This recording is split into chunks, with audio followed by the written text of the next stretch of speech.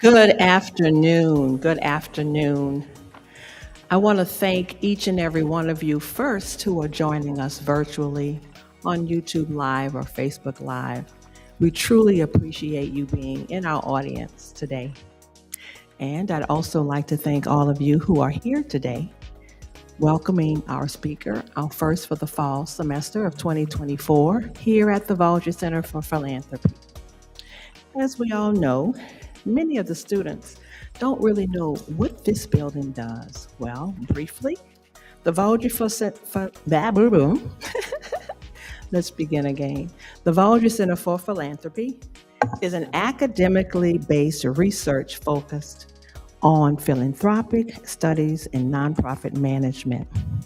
VCP seeks to educate the socially conscious student, volunteer, and practitioner in the emerging field of philanthropic studies through exploring the economic, historical, and philosophical rationales for voluntary action in the local, national, and international arenas.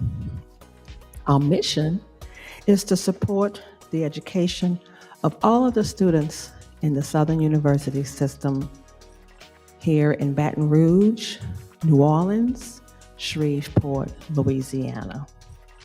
It brings me great pleasure to introduce today our speaker, Susan Batten Taylor. She's the president and CEO of ABFE, a philanthropic partnership for Black communities. ABFE is established in 1971 as the Association of Black Foundation Executives. It's a membership-based philanthropic organization that advocates for responsive and transformative investments in Black communities.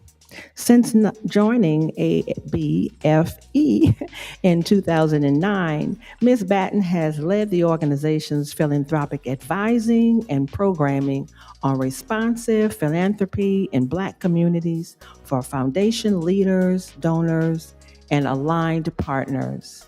Please welcome Susan Batten Taylor.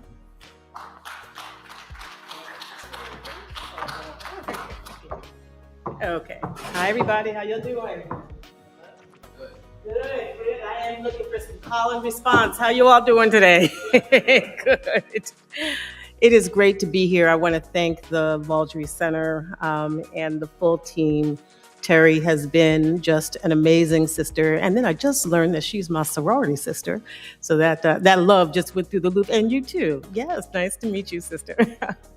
And it's good to be back. I was here, I can't remember what year it was, but it was before COVID. Everything is either before COVID or after COVID these days, just to talk about our work. So it is a pleasure to be invited back.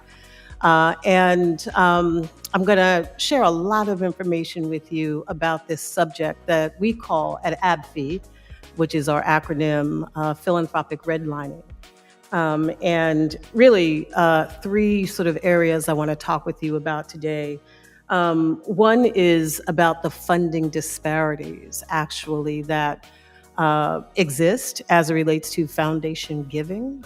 We have many foundations in this country. I'll be talking about foundations specifically. We know philanthropy is a big word. It includes foundation giving. It includes individual giving. I'll be talking mostly about foundations because that's who we are. But I want to talk to you about the disparities in giving. And it's not that we don't know that they exist, but we try to arm folks with the data about how big this gap is, this funding gap is. So that's one area. The second is to share with you some solutions that we're working on to close the funding gap, or what I call the opportunity gap. Foundations have the opportunity to invest in our people, in our nonprofits, more intentionally. That benefits not just our community of folks of African descent, but actually the country. So I want to talk to you about solutions. And then lastly, I want to talk to you a little bit about the current climate that we're in, because it is hard enough to actually get very large, wealthy foundations that do great work to be more intentional about investing in Black communities and other communities of color. Yet we now have a political environment that is attacking everything that has to do with diversity, equity, and inclusion. And so we've got an uphill battle and some headwinds, but we've got some strategies and some ideas about how we navigate these waters these days. So that's the third item as well. I'm actually waiting for the clicker. I think that's the technical term for that thing that moves the slides. I think it's coming. Okay, but let me just a little bit more about the organization, the Association of Black Foundation Executives. Our mission is to promote effective and responsive philanthropy in Black communities. We've been around since 1971. It was founded out of protest by the founders of our organization at a council on foundation meeting many, many years ago because of the lack of diversity in the sector and the lack of money going to our community. And I've led the organization for about 14 years now. And that mission to promote effective and responsive philanthropy in Black communities, we always say, all philanthropy is good, giving is good, but we have a framework that we offer the field that is about building power in Black communities. It's about building political and economic power in Black communities. So we do a lot of philanthropic advising, grantmaker education about how you invest in our people and in our nonprofits in ways that are about change, not just charity. So happy to share at some other time the framework around responsive philanthropy in Black communities. So this is what I'll be talking about, mostly foundations and how we get them to work differently to address the funding gap. And ultimately, I'll be talking a lot about Black-led nonprofits. And again, what we think is a false narrative that's out there. And when I say Black-led nonprofits, I'm even talking about historical Black colleges and universities. I'm a graduate at two. I'm a huge proponent of HBCUs. That's why when VALDRY called, I came running because I stand up for our schools. We know our institutions, whether they're Black colleges, Black-led nonprofits, actually have the ability to do even better work than what they're doing if they had the resources to do it. So that's why we are about addressing this funding gap. So the conversation really starts with shared language and definitions. And I wanted to start with defining what we mean when we say Black-led nonprofits. The field talks about it. The field of philanthropy talks about it in many different ways. One might be a nonprofit organization that has a Black executive director or a Black CEO.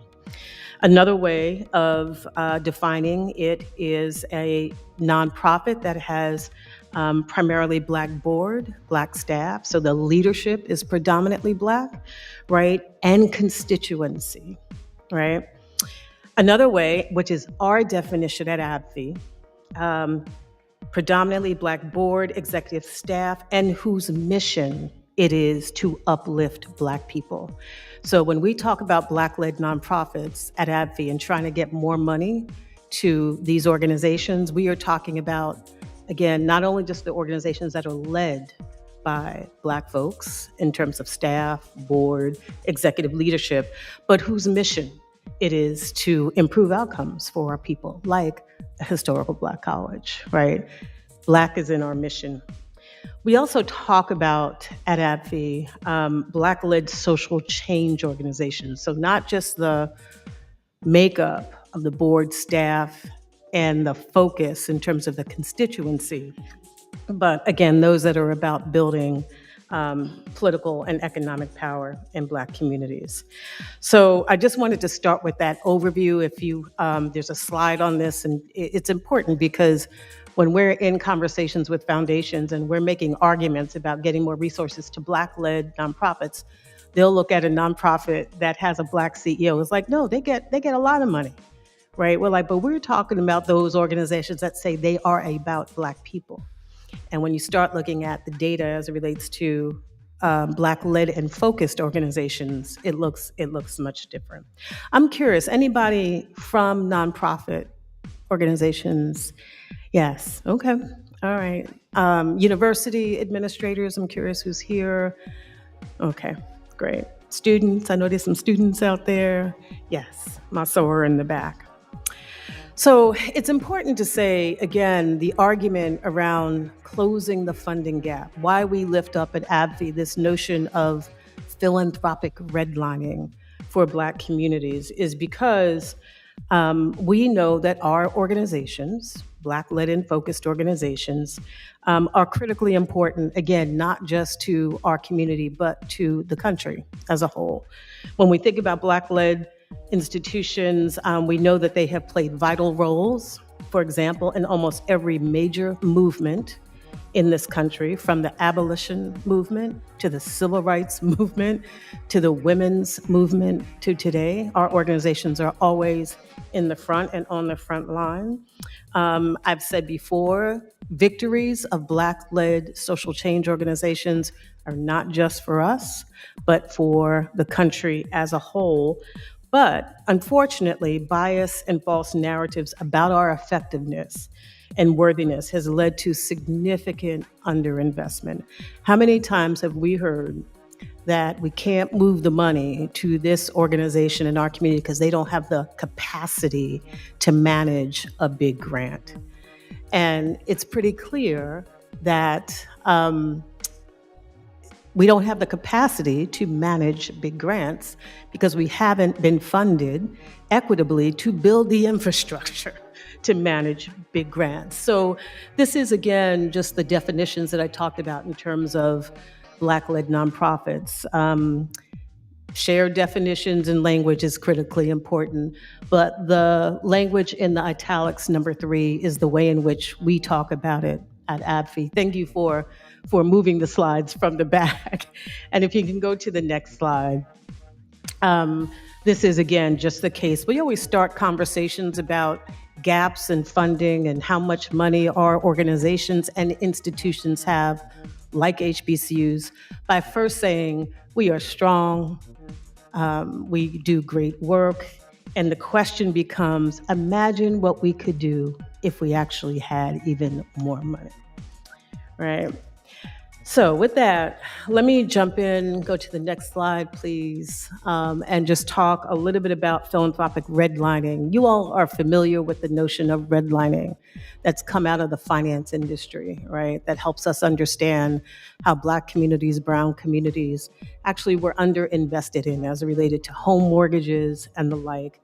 And there was a colleague by the name of Phil Jackson. I always give a shout out to Phil out of Chicago, who ran a group called the Black Star Project, who first coined this phrase around philanthropic redlining, because he had done his homework and collected a lot of data from the major foundations in Chicago and found all these disparities in investments to organizations led by Black folks versus organizations led by others. And so redlining, I always say, can be intentional or unintentional. People say, Susan, well, is it the case you think that foundations are intentionally not investing in Black organizations that are about power building? And I say we could sit here and argue about intention all day. What matters is impact. It can be intentional and unintentional, but we are talking about impact. So that's what I want us to focus on. So let me move into some data around grant making. And we can go to the next slide, please. And it's funny, last night as I got here and was preparing to talk, I thought, do I share this data? Because it's not yet public. There is an institution, colleagues, called Candid. Candid is the institution that collects data on giving by foundations in the United States. And we rely on them heavily to help us understand trends.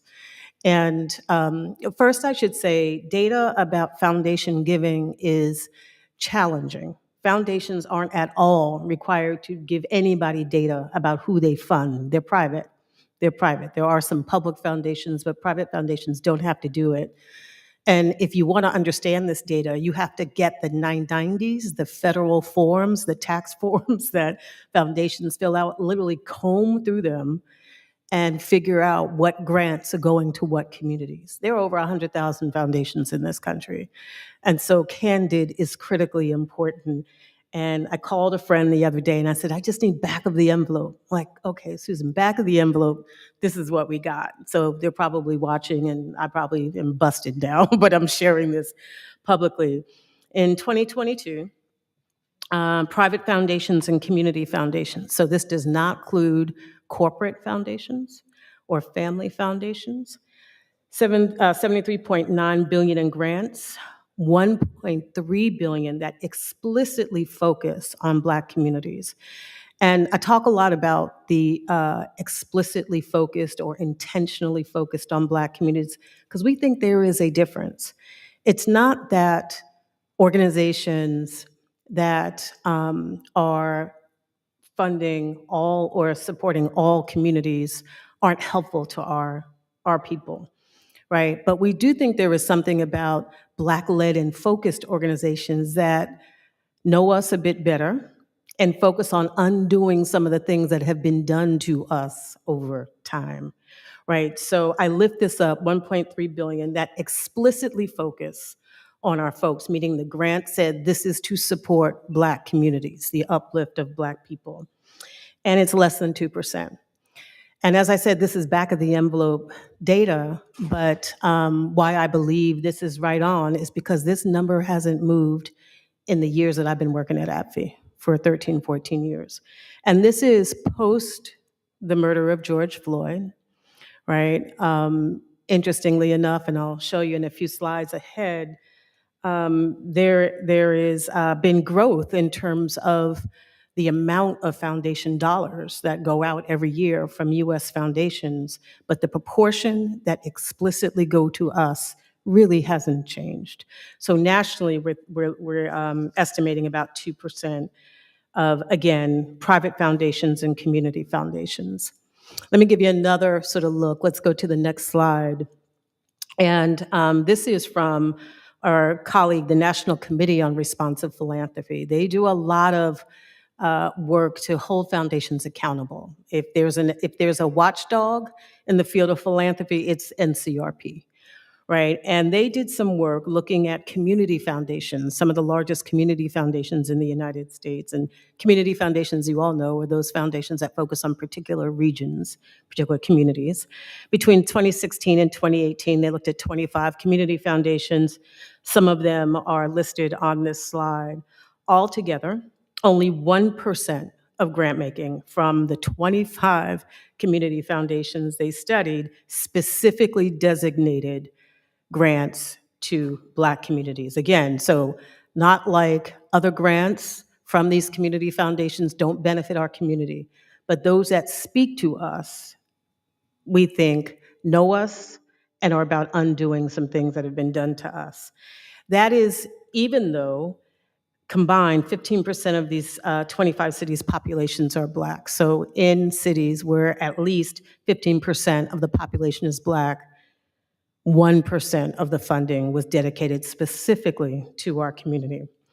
There's another group we work very closely with, funders for LGBTQ issues.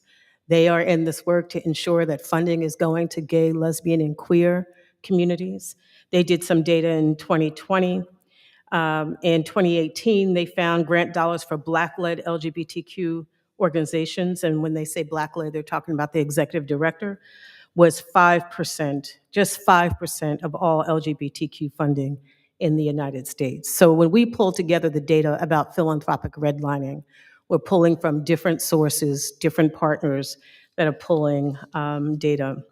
Let's go to the next slide, and this shows you some of the community foundations that were in the NCRP report. The report was called Black Funding Denied. And this was a report that caused a lot of waves in the philanthropic sector. And sometimes we need those reports that really push us to answer some difficult questions. But you see a number of foundations here, including one in this area. The percent funding going explicitly to Black communities in comparison to the percentage of the Black population in that region. And happy to talk more about this because, again, this report actually caused a lot of discussions to happen, and many community foundations actually began to look at funding specifically Black communities differently. So, another look at redlining. We go to the next slide. Thank you. Last year, AbbVie released a report called Philanthropy in HBCUs. And this was, colleagues, the first ever report looking at foundation funding to historical Black colleges and universities. We've seen a lot of data about federal dollars going to Black colleges, but there hadn't been much about funding from private foundations going to HBCUs. And we did this in partnership with Candid, the organization I talked about earlier, and looked at funding from 2002 to 2019. And you see that a declining percent of overall philanthropy, right, going to, from big foundations, let me say big foundations in terms of those that put the most money out in this country, an overall decline from big foundations from in 2002, 0.4%, in 2019, 0.1% of all grant dollars coming from large philanthropies to HBCUs ultimately declining. And this was prior to Mackenzie Scott. And some of you know that name, and we are grateful for Mackenzie Scott's gifts to historical Black colleges. We actually got a Mackenzie Scott grant ourselves at AbbVie. But what people don't understand often is that there had been this serious decline over the course of years prior to these big gifts. And so what happens with many of our institutions, including Black colleges, we'll see these big grants coming in from donors like Ms. Scott and a few others. And that's just a snapshot in time. We're trying to give people the trend data to say our organizations have been in a hole, and philanthropy has been, unfortunately, declining from the biggest foundations in this country to historical Black colleges and universities. So again, important to know that this was trending downward before we started to see large gifts. And that's also the case with many of the money that was moved in 2020 as the country was going through its racial uprising. People don't know the backstory. There had been a trend about declining philanthropy prior to these large gifts coming in. So here's a little pop quiz for you guys. It comes from the same report. Let's see what you think. The average Ivy League school gets how much times more foundation funding than the average HBCU? Just curious what your thoughts are. How many people made 18 times more funding? 68 times more funding. 128 times more funding. 178 times more funding. Bam. Next slide. I wish I had something to give you guys. 178 times more funding goes to Ivy Leagues from private philanthropy than the average HBCU. And this was over a 5-year period. You see the data, 2015 to 2019, that top line being funded going to Ivy Leagues from foundations in this country, and the bottom line giving to HBCUs. And we look at that top line about how much money goes to Ivy Leagues as a proxy as to what foundations actually can do, what they can do, because they're doing it for some universities, but they're not doing it for others. So I point to that report around HBCUs and hope that you all can take a look at it. Let's go to the next slide, actually. And, you know, we did this analysis with Candid, because some people might say, oh, but those are Ivy Leagues, HBCUs and Ivy Leagues, those are apples and oranges. So we tried to make an apples to apples comparison and still saw a disparity in terms of funding, right? And when we say apples to apples, we looked at HBCUs and we looked at similarly situated, predominantly white institutions that had similarities in terms of similar geographic region, institution type, whether it was 2-year, 4-year, right, private, public, the size of the student body, and we still see the disparity. HBCUs receive about 2/3 of what similarly situated schools, PWIs, actually receive. So again, just data for the case. When we start talking about what Black-led institutions can and can't do, we know the funding is different, but we want you all to have the data. So, foundation redlining, and they have implications. And so, while this isn't a new story for many of you, again, we want you to have the data in your hand, but we know what the implications of lack of resources are for Black-led nonprofits, whether they're universities or not. So let me talk a little bit about implications of redlining. So let me go to the next slide and just share with you, this data comes from some fact sheets that AbbVie and Candid, again, we partner a lot with them, just released earlier this month, released in September. And we looked at a sample of about 7,000 nonprofits with Black CEOs. So back to the definition of Black-led nonprofits. These are nonprofits that have Black CEOs. And, what do we know about them? We know that Black CEOs are most well represented in human services. And you see sort of the graph there. Again, this is a sample of 7,000 Black led in terms of CEO organizations. What didn't show up actually on this graph, I think I cut it off by mistake, was that we are only 2% of organizations that are in the environment area. And I think that is so critically important as we sit here in Louisiana and we think about environmental racism in our communities, right? We also know that of the 7,000, representation is strongest in the South in terms of nonprofits that have Black CEOs from this sample. The least are in Washington, D.C., which is really important when you think about the nonprofits in Washington and the role that they have in influencing the federal government, and nearly 2/3 are women. But if we look at the next slide, again, it's data about the story that we all know. We just want to put the information in your pocket, the implications of redlining. Black CEOs are more likely to lead small organizations with the least financial resources. Right, nonprofits with budgets below 50,000, which is this one right here, 17%. I'm sorry, 28% Black CEOs. But if you look at the large organizations that actually have the money to do something, right, we are at 12% of nonprofits. We also know that the median net assets of nonprofits with white CEOs is nearly double that of Black CEOs.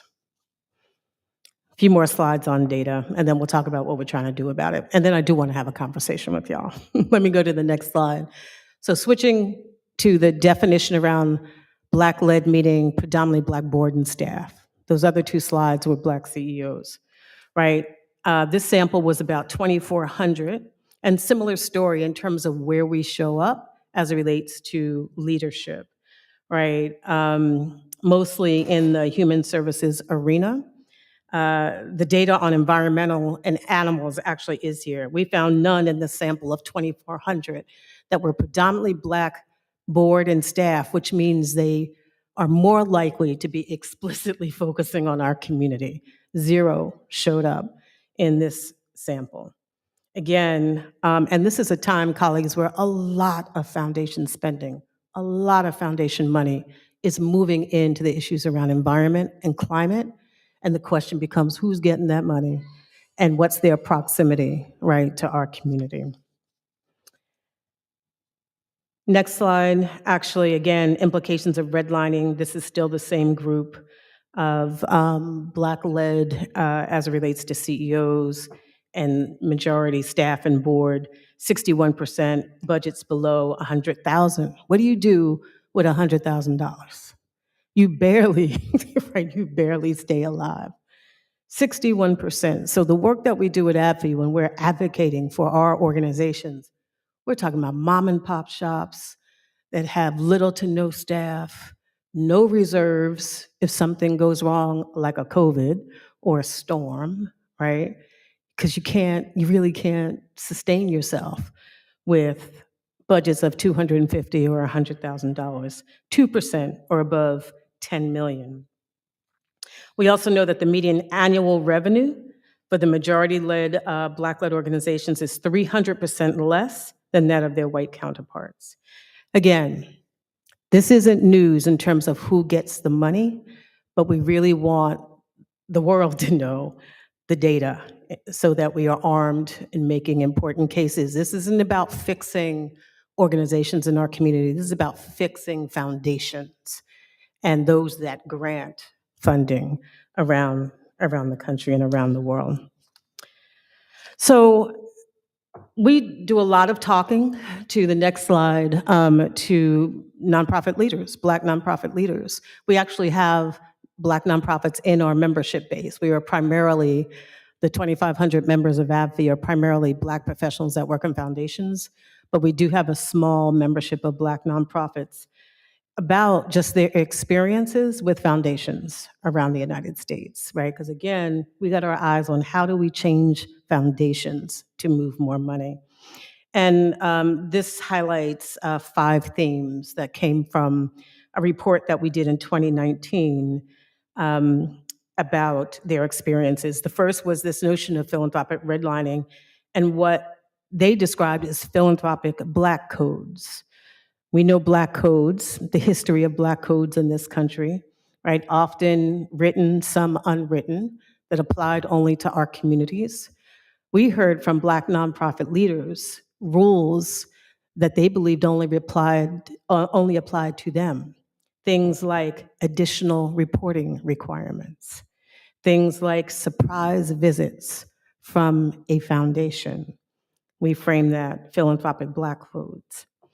The second was the Social Justice Roadshow.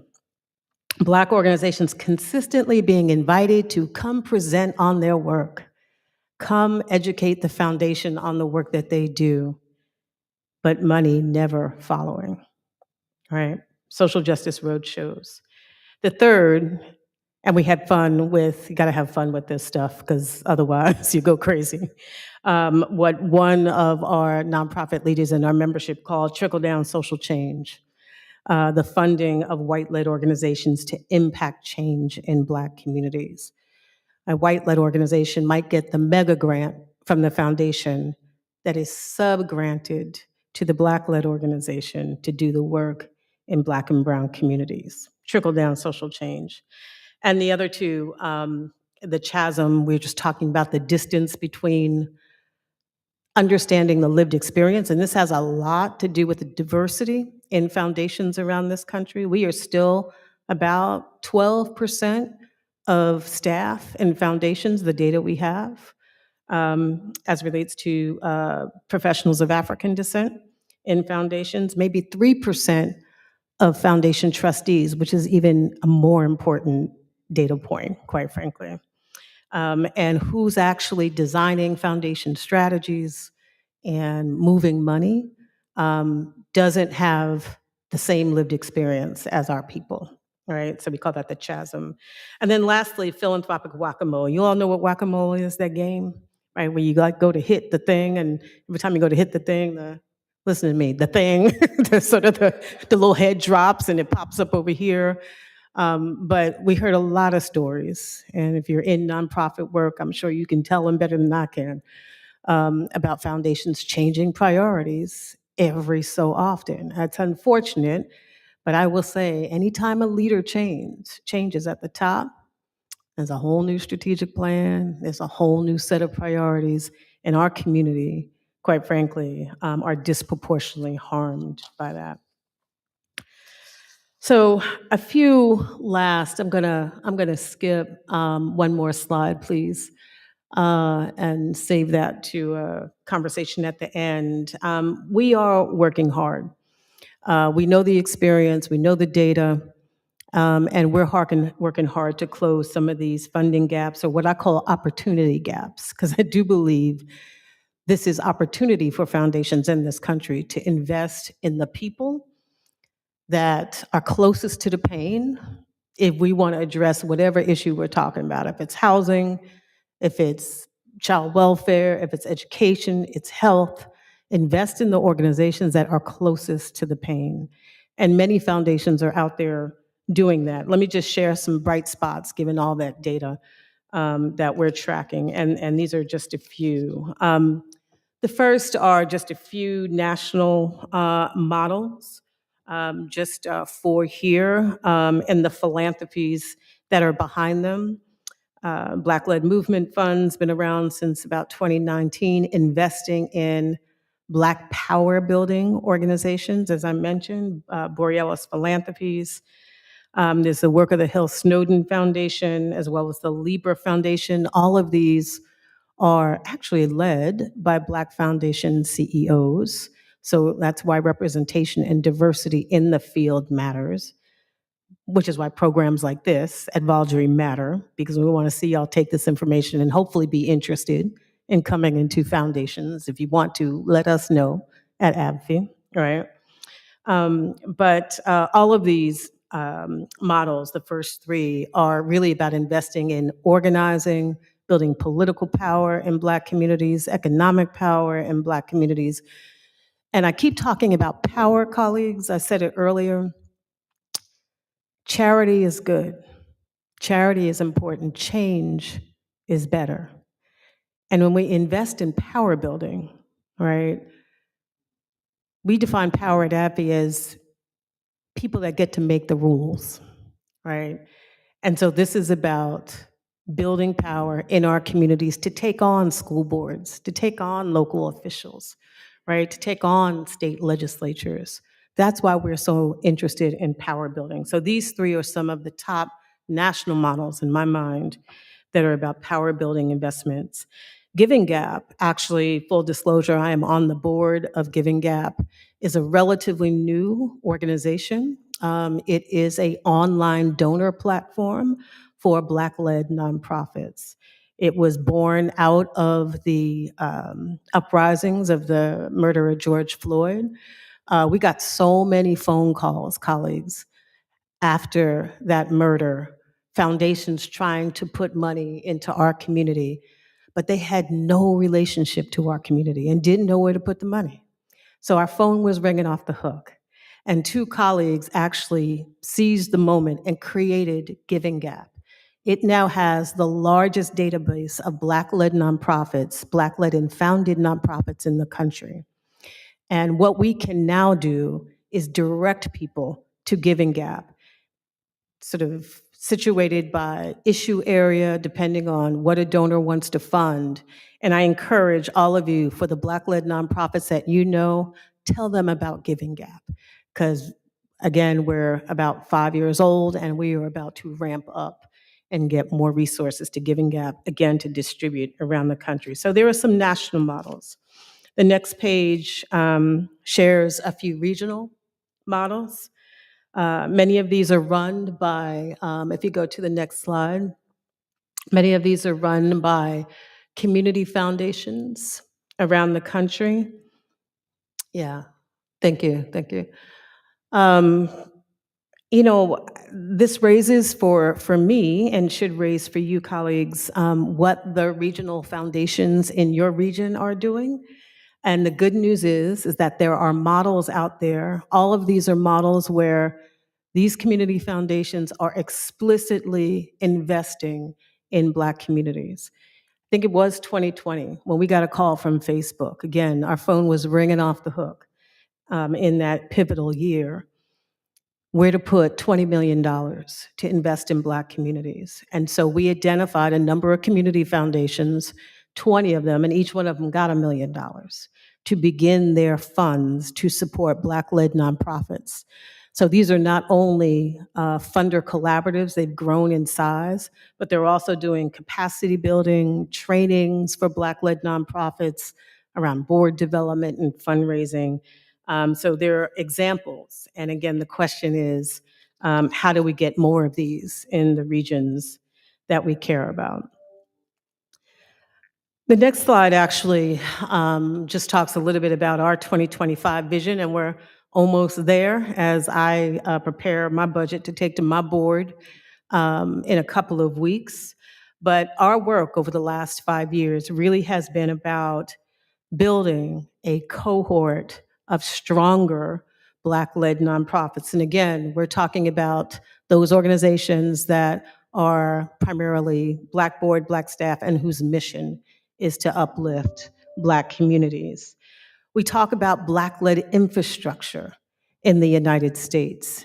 That's ultimately what makes change, right? Is that we have institutions that, again, can hold power accountable. We build power within institutions that can hold power accountable.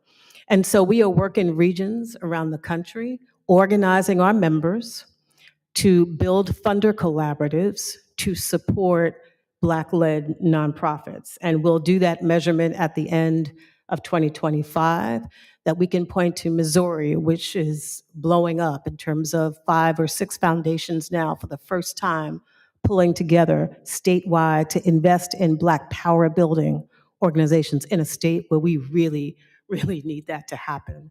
We're in Atlanta, right? We're talking in Washington, D.C. We're looking at regions around the country where we can organize our members to pull their dollars together at the end of the day so we can build organizations that have larger budgets, increased staff, and financial reserves, which is critical. And then the bottom part of this slide, colleagues, just talks a little bit about how we are doing this at AbbVie. I would just mention a couple. One is philanthropic advising. So at the organization that I lead, we have a consulting arm. We actually have a consulting arm that works directly with foundations, boards, and staff on our framework around responsive philanthropy in Black communities. I think the most important work that we're doing, I probably say that 3 times a day on 3 different things, though, is the foundation trustee organizing. Again, we're small in terms of representation of Black professionals on foundation boards, but when we get them together in a room and talk about how they use their foundation board seats to leverage their power, we've seen amazing things happen. In California, for example, Black foundation trustees across about 16 foundations were able to help move the reparations framework and the commission to study reparations in that state.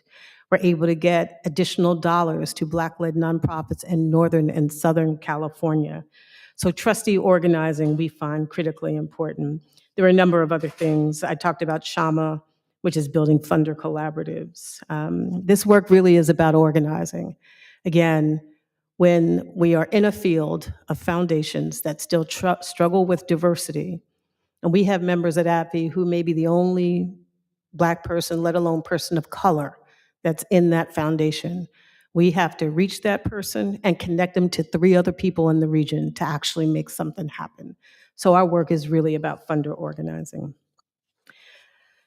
Couple more slides, and then we're going to have a conversation, y'all.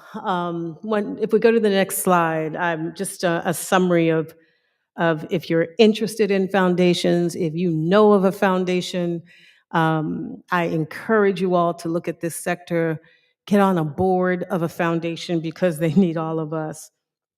It's just a summary of what it takes actually to move foundations forward. And if you go to the next slide, I can share a few. There you go. Thank you. Thank you. It takes leadership. And it's important to say that leadership doesn't necessarily come from the top or CEOs. Leadership is not hierarchical. I came from a foundation. I was with the Annie E. Casey Foundation before I got to AbbVie. And we were the ones, the program officers, that moved that foundation to do more work investing in Black communities. So it takes somebody to be a courageous leader.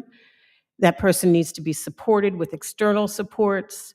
I talked about shared definitions and clear point of view.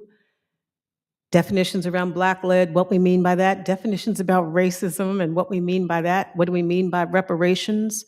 We're in so many important conversations in this sector and in this country where we're going like this because people aren't talking the same language.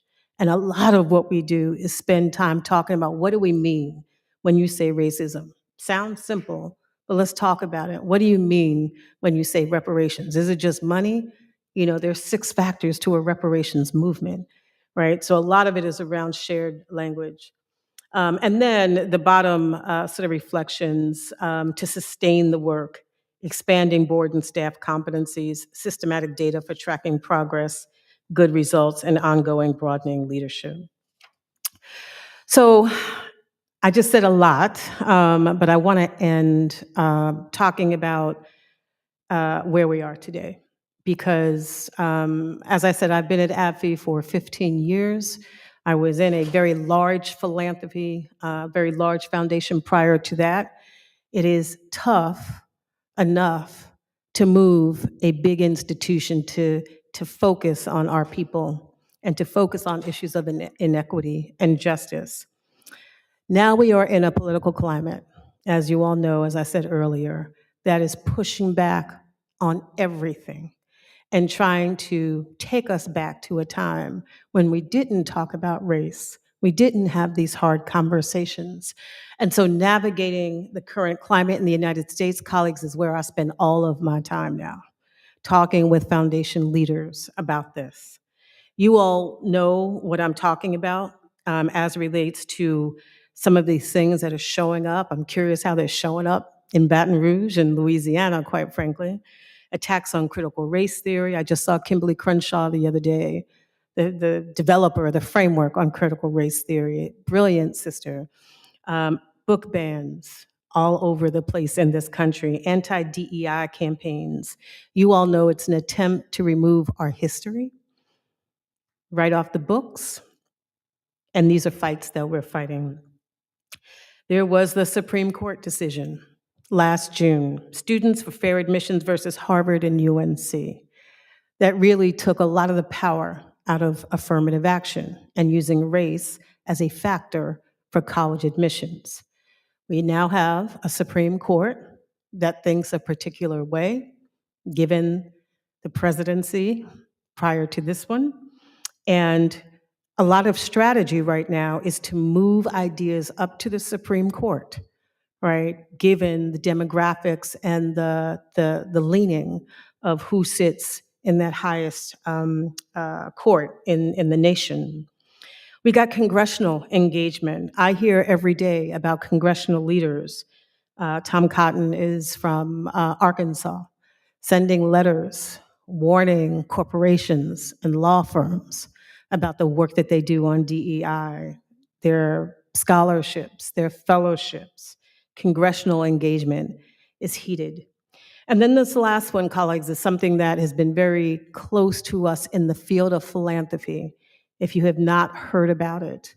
And that was the suit brought by the American Alliance for Equal Rights versus the Fearless Fund, which is a foundation in Atlanta run by Black women that was giving resources to Black entrepreneurs. Now, we know Black women in this country start businesses faster than any other population group, right? We are entrepreneurial in that way.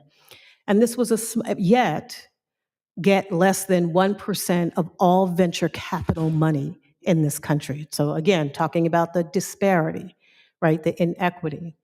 Trillions of dollars of venture capital go into startups. Less than 1% goes to the population group, us, who actually start businesses the most than any other group.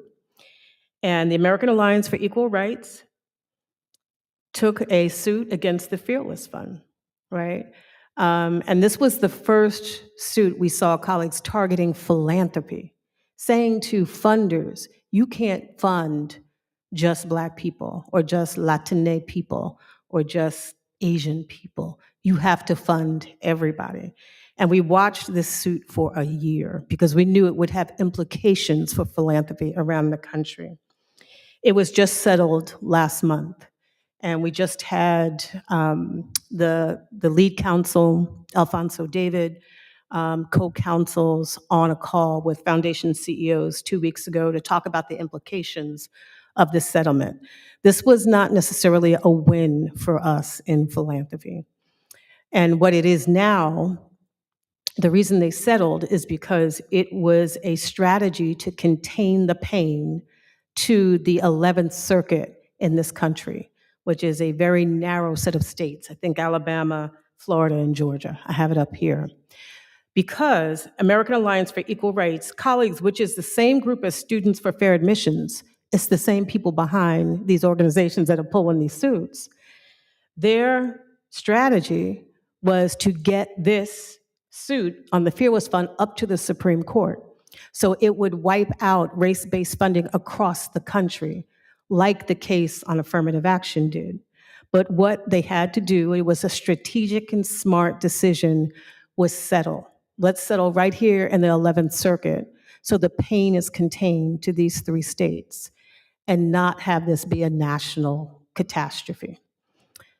Race-based funding, funding to Black communities, funding to Latino communities is legal, except for in these 3 states now, right? And we are in a continued fight to ensure that it is contained and that foundation CEOs don't start pulling back because they're afraid of getting sued. So the next slide actually talks about, I want you all to know about the Fearless Fund and understand that case. And there's a lot written about it because, again, who a foundation gives money to, whether it's a Black community, a Latino community, is protected by the First Amendment in the Constitution. You can give your money privately, not public money, but private money. You can give it to who you want to give it to. And what's happening now in this anti-DEI movement are folks are messing with precedent, right? Precedent that had been set, right? For years in this country, and we have to watch this. So what this is doing now to foundations, already we've been trying to get more money to Black communities. Now we've got an environment where the law isn't clear. We now know it's clear in the 11th Circuit. But for the past year, I can't tell you, colleagues, how foundations were pulling back. And again, this is the work that we're sort of focused on because it wasn't clear, what the law was going to be. And it still leaves it a little gray. We know the law is on our side, but it's an unanswered question because these organizations are literally pulling suits around the country. There are many suits out now trying to contain, again, race-based grant-making. There's now increased pressure within foundations to use proxies for race. We think this is problematic. So rather than saying we want to invest in Black communities or Latino communities, what many foundations are saying now is we will invest in poor communities, low wealth communities. And the argument is, by association, that will mean Black and brown. And that is true. We actually worry, though, that losing the explicit conversation about race is actually what the opposition wants us to do. They want us to stop talking about race and lose our identities. So we are saying to foundations, don't stop talking about it, not now. Don't use proxies, and they're doing so, trying to protect the work, I get it, but we lose something if we stop talking about Black communities and brown communities and just low-income communities. There's an amazing brother named John Powell.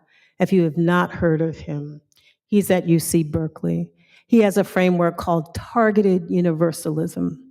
And basically what that means is universally, we want good outcomes for everybody, but we have to use targeted strategies because people are differently situated based on their experience in this country. So that's the framework we're trying to move in the field right now, is that investing in Black communities doesn't mean we don't want good outcomes for Latino communities or white communities. We want better outcomes for everybody, and we want to use targeted strategies to get there. The third is increased questions by foundations and proposals. We have been targeted, we've been hit with this. What often, prior to last year and the Supreme Court decision would be an easy proposal process to write your proposal around supporting Native communities. Now that's not so easy because foundations are a bit leery in terms of investing. And then clearly I've heard of rollbacks and pausings by new funders to racial equity. Just think, this was in the matter of 5 years. In 2020, we had almost all the big foundations in this country looking to invest in Black communities, starting new programs, starting new investment strategies. In a matter of 5 years, there's been a huge change. And part of it's coming from this pushback from the opposition. And we've got to figure out, again, how to contain the pain. So this last slide, let me go to the last slide, just talks about our new Racial Equity Advancement and Defense Initiative. This is our response to the political climate that we're in. So not only, again, are we working to organize funders to invest in Black communities, now we have to help foundations build the muscle to continue in this moment when it's a bit more risky to do so. We are holding SCOTUS, Supreme Court of the United States Affirmative Action Philanthropy Roundtables every month. We have the CEOs of the largest foundations in this country coming together every month to talk about how do we defend, not just defend the work around racial justice and racial equity and philanthropy, but also advance it. We're telling people to lawyer up because the suits aren't going to stop coming. And for the first time, we're doing things like raising money for legal support for nonprofit organizations that invest in Black communities. We've actually had legal counsel say to us that we should perhaps change our name to get off the radar. 50-year-old organization investing in Black communities. We're not going to do it. But I tell you what, we've set aside a lot more money for a lawyer because we know that they're coming. Lawyer up. The third is to develop a resource bank. You can go on our website, anybody can, and access this resource bank, how different foundations are navigating these waters these days, the types of strategies they're putting in place, how they're framing their work that isn't about losing the language around Black communities and brown communities, but they're figuring out how to do it to sort of skirt some of the legal issues. We're launching a communications and narrative campaign within the sector. This will be something that we have not seen in the foundation sector since I've been working in it, which is over 25 years. And we're working with groups similar to ABFI, Hispanics in Philanthropy, Native Americans in Philanthropy, Asian Americans in Philanthropy. All four of us have come together to actually move this READY initiative. And the communications and narrative campaign will run for 2 years. We have a road show. We're out speaking to every foundation leader that we can. We're on every conference agenda that we can be. We're on every webinar about protecting and advancing race-based grant making, and we'll do that for 3 years solid, 3 years solid. And then the last is that we are working with civil rights groups, again, to expand pro bono counsel. One strategy, as I mentioned, lawyering up in this moment. We're raising the Legal Defense Fund, but we're also working with the Lawyers Committee for Civil Rights Under the Law to expand pro bono counsel, and they now have a new program.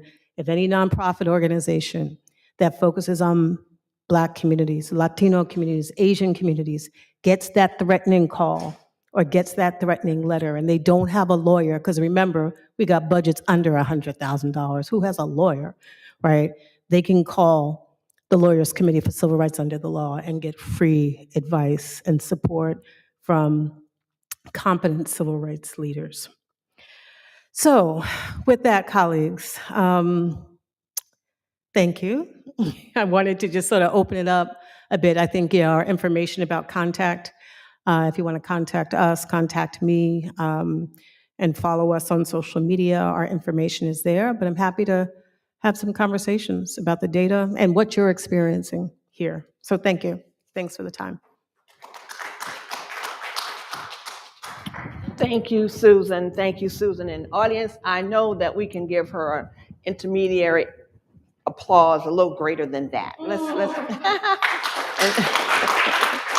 So I'm going to entertain some questions from the audience, and we also have our student monitoring the YouTube Live, and we also have some our staffer who is monitoring the chat at Facebook Live. So please begin to place your comments and questions and concerns there as I present to us now for Dr.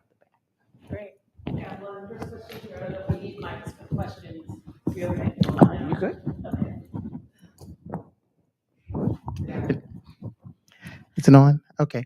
Good afternoon. I'm Yolanda Smith. I work here at Southern University. Thank you for the information. One of the things that you mentioned on the slide was giving to Ivy Leagues versus HBCUs. And is that because a lot of those foundations are run by alums of those schools, and then they tend to give to like people or their friends or their neighbors, organizations, or what do you think contributes to that? Yeah, no, it's a great question. And I don't know in terms of alumni whether or not they are placed in the, in the leadership of foundations. That could be part of it. I believe also the other part of it is this issue around the perceived value of Ivy Leagues versus historical Black colleges and universities. So I think it's also about bias around our schools and what our schools can do.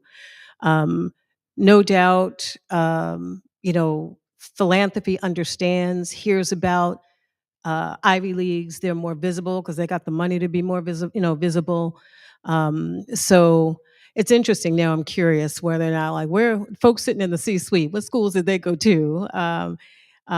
So it could be that, but I also think as we talk to colleagues from HBCUs, because that data that I showed was just the quantitative data. We also did a qualitative study as well. And the stories that I know you can tell as well about talking with foundations, and you can hear the bias, you can hear the undervalued nature in which they place our universities. So I think it's a little bit of both. I think it's both. Yeah. Thank you. Yeah. Thank you. Any more audience questions?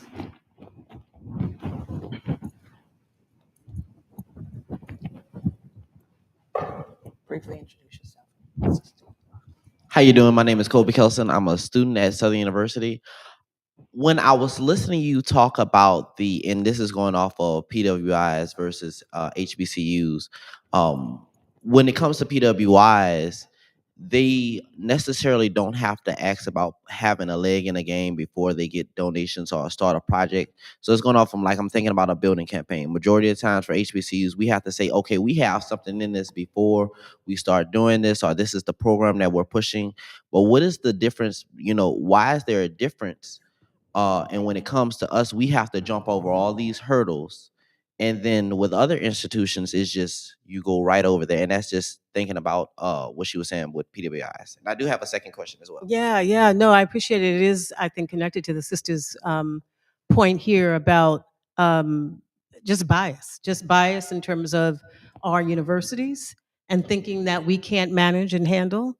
And, as I said, I'm a graduate of two, and I know we got our issues. Let me just be really clear. I know we have our issues, but it's often because of resources. So I think the narrative about Ivy Leagues and HBCUs, some universities in this country get the opportunity to fail and some don't, right? And I think we're on that side. You also make me think about endowments, in terms of kicking off campaigns. I went to Fisk University in Nashville, Tennessee. I don't know if Fisk is endowed right now. We got so many HBCUs that do not have endowments. So we have to run all of our operating costs off of grant dollars or public dollars that come in that year or the year prior, versus Ivy Leagues that sit on so much money, some of them more money than foundations, right? And can start campaigns and fundraising strategies, from endowment dollars as well. They don't have to worry about sort of building foundation or advancement offices. We had a number of foundations looking to invest in historical Black colleges, and that's what they did. They put money in the advancement offices of HBCUs because we knew that, if this is about getting money from foundations or public institutions, you have to have the fundraising machine. And our universities don't have them, particularly in comparison to PWIs. Same with nonprofit organizations. We don't have the fundraising machine, right? So we've got inequitable capacity that foundations and the public sector, I think, point to us about that inequitable capacity when it's really about their inequitable funding patterns to us. Yeah, yeah. I should say, I don't know if I mentioned it, we have now started a funders network on historical Black colleges and universities. There has not been one, and we've got 10 foundations now in the network that are interested in working together around increasing money to Black colleges, and we're really excited about that. So we'll keep VALDRY posted on that as well. Yeah. Thank you. Question? Yeah, my name's Robert Harrison. I work here at the foundation as a director of development. And one of your slides that was really pointing to me was kind of about that inequitable engagement, and it showed the foundations in communities of color, like in Atlanta, Selma, Baton Rouge, and the low disparity of percentage of giving back to those. Right? Do you have any further insights on that, or you want to go in that a little bit deeper? Yeah. So as I mentioned, that report, Black Funding Denied, Black Funding Denied was the name of the report. And remember, the funding was about dollars going explicitly to Black communities. So we had NCRP had so many community foundations, Black Belt community foundations sitting in Selma, Alabama, right, funding to a predominantly Black neighborhood.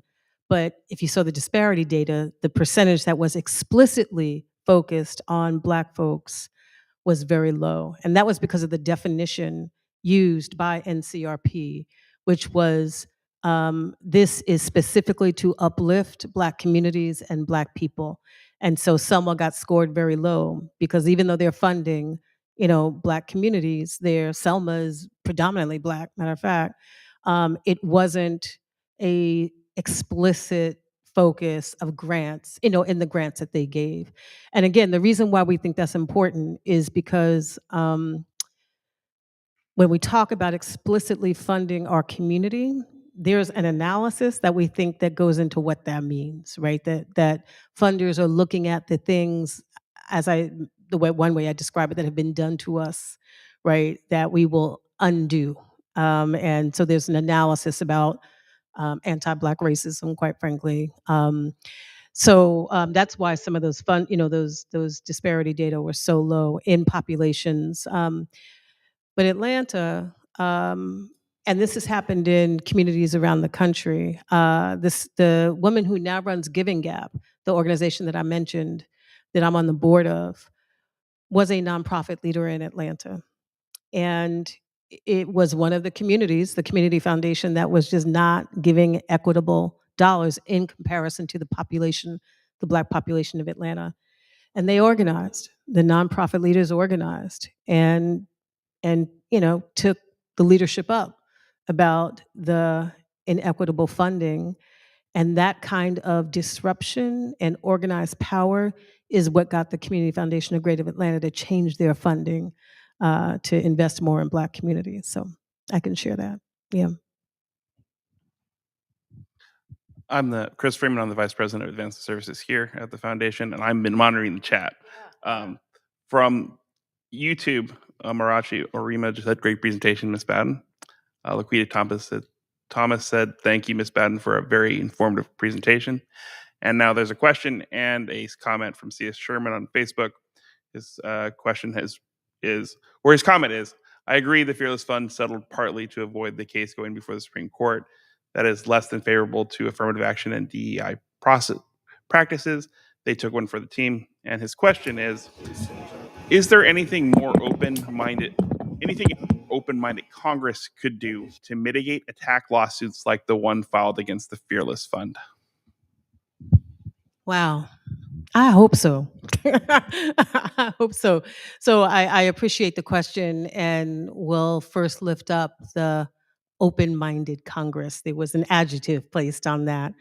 But I will tell you, there are efforts underway to litigate, or let me say, legislate the protection of diversity, equity, and inclusion. So just like some people behind these lawsuits around the country are filing lawsuits and putting into law efforts that will ban DEI. There are efforts to work in states that are more friendly to this issue to protect DEI. Stacey Abrams, the amazing strategist out of Georgia, founded an organization called American Pride Rises. And one of the things that they're helping the country think about right now are what are the states that we can work in to legislatively protect diversity, equity, and inclusion. And I think that is a brilliant strategy. And I think an open Congress actually has the opportunity to do the same nationally. Congress should be thinking about how to protect DEI and in their own states, how to legislate those protections so that they become law. So there are models out there about how we can do that. Yeah, thank you. Hi, my name is Cecile Jones. I'm actually the regional director of Salute First Global. I have everything that you said has really been, I don't want to say inspiring, but really helping me to open my eyes to this field, right? One thing you particularly said was it's hard to find funding that's close to the pain.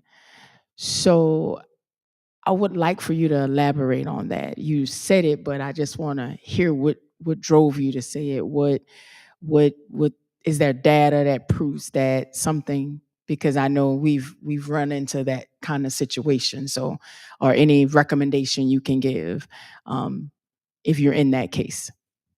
Yeah. No, thank you for that.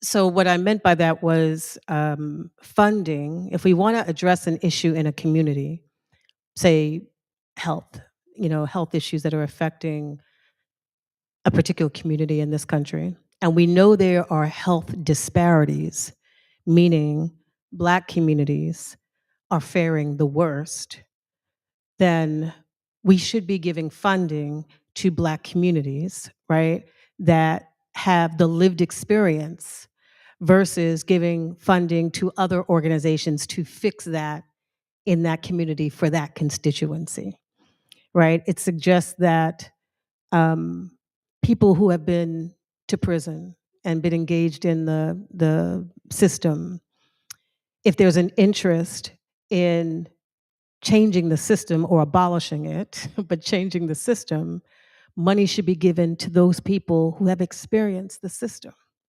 So when I say resources need to go as close to the pain as possible, that's what I mean, that lived experience is important.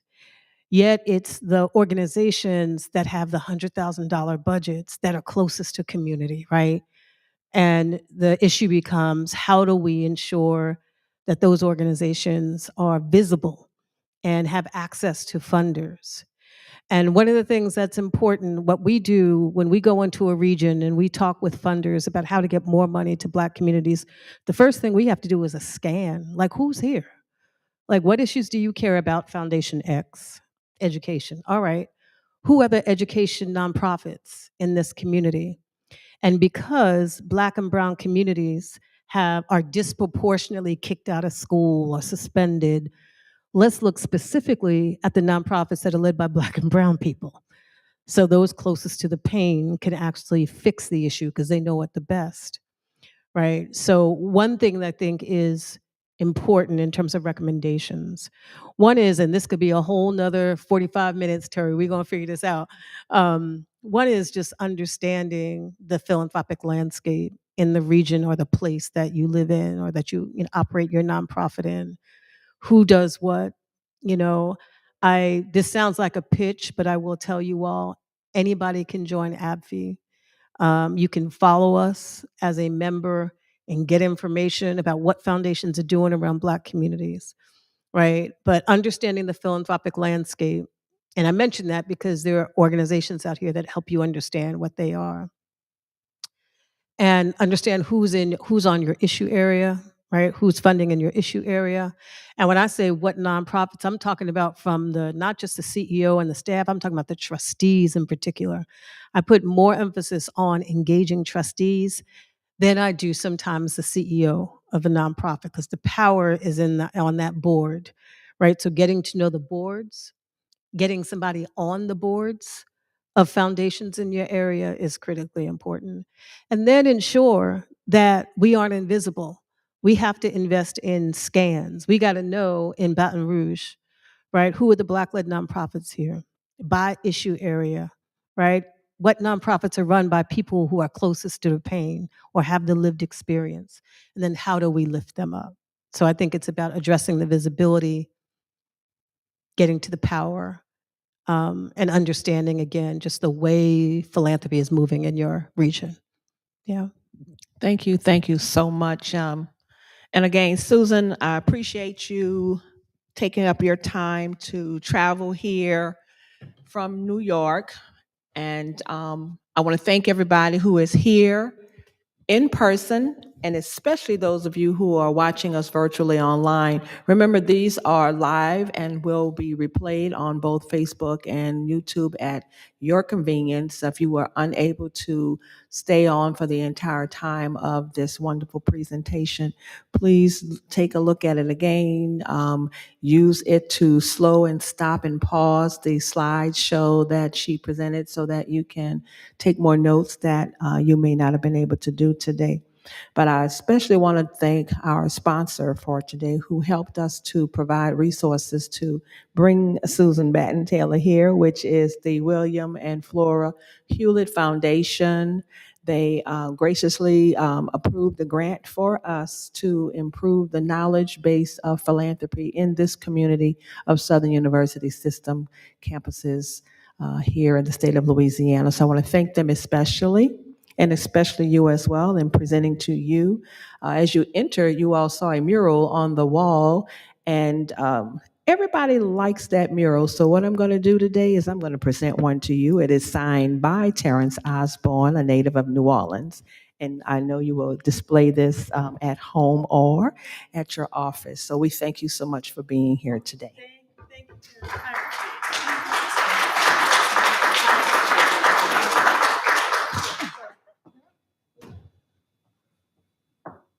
Is this in the way? Do I need to move up? We can move over. All right. Thank you. Thank you again. No, thank you. Okay. Thanks. All righty. All right, everybody. We thank you again for being here and staying the entire time of this event. Our next event that will be here will be October the 14th. That's homecoming week. We have a Monday and a Thursday activity. Both are 1 o'clock. It seems like we get a better audience online and in person. So again, thank you for being here with us. Have a great day.